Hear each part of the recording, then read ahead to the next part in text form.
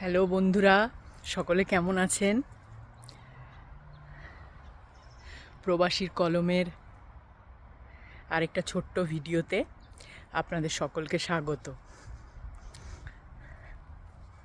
অনেক দিন পরে এখন নানান কারণে সবসময় ভিডিওতে আসতে পারি না, আর ভৌগোলিকভাবে সকলের থেকে অনেক দূরেও চলে গেছি। তবু মনটা সেখানেই পড়ে আছে, আমার বন্ধুদের মধ্যে, আমার প্রিয় পাঠকদের মধ্যে, যাদের জন্য আমি আজকে প্রবাসীর কলম হয়ে উঠতে পেরেছি বা দু লাইন লিখতে পেরেছি, এবং সকলের ভালোবাসায় সেই দু লাইনটা কখন 4 লাইন 8 লাইন হয়ে গেছে, আরও বেশি হয়ে গেছে, কবিতার বই হিসেবে প্রকাশিত হয়েছে, আমি নিজেই জানি না। সবাইকে ধন্যবাদ দেওয়ার আমার কাছে ভাষা নেই। আজকাল সবসময় সময় মতো লিখে উঠতে পারি না। প্রবাস জীবনে অনেক রকম পরিবর্তন আসে, সেগুলো মানিয়ে নিতে হয়, নিজেদের গুছিয়ে নিতে হয়, সেই সব কিছুতে অনেকটা সময় ব্যয় হয়।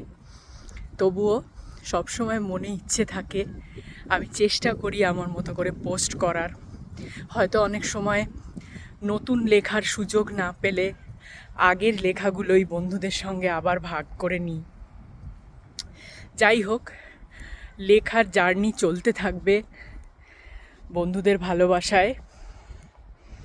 আশা করি সকলে খুব ভালো আছেন, সবার নববর্ষ খুব খুব ভালো কাটুক।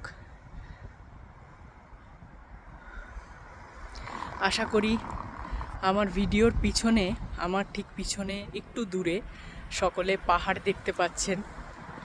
আজকে বসন্তের একটা খুব সুন্দর দিন, খুব সুন্দর সকাল। মেয়েকে যাচ্ছি স্কুল থেকে আনতে।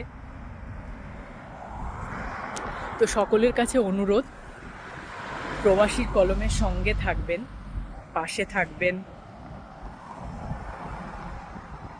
আর ইউটিউব চ্যানেল আমার প্রবাসীর কলম হচ্ছে আমার ফেসবুকের লেখালেখির চ্যানেল, লেখালেখির পেজ, এবং আমার ইউটিউব চ্যানেল প্রবাসীর কলম, তাতে আমি আমাদের এই ক্যালিফোর্নিয়ার জীবনযাত্রার ছোট ছোট ভিডিও তুলে ধরার চেষ্টা করি।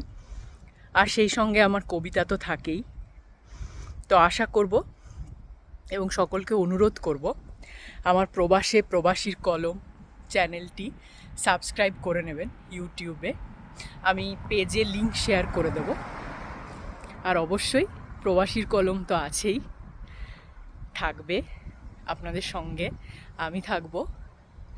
দেখা হবে খুব শিগগির আরেকটি কবিতা বা অন্য কোনো লেখা নিয়ে।